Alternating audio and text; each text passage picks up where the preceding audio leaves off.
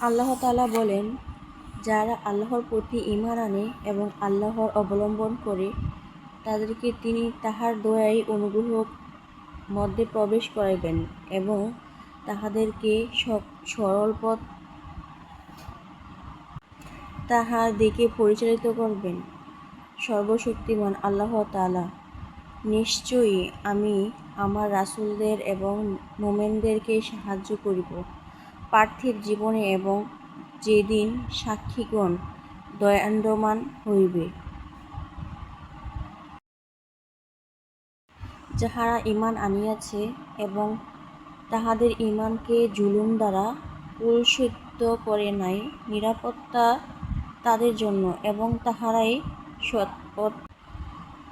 তারাই নিরাপত্তার জন্য এবং তারাই সৎপ্রাপ্ত। সূরা বাকারায় আল্লাহ তাআলা বলেন, যাহারা ঈমান আনিয়াছে আল্লাহর প্রতি তাহাদের ভালোবাসা দৃঢ়তম। সূরা বাকারা আয়াত নং 165। বলো, আমার নামাজ, আমার ইবাদত, আমার জীবন, আমার মরণ জগৎসমূহের প্রতিপালক আল্লাহ তাআলার উদ্দেশ্যে।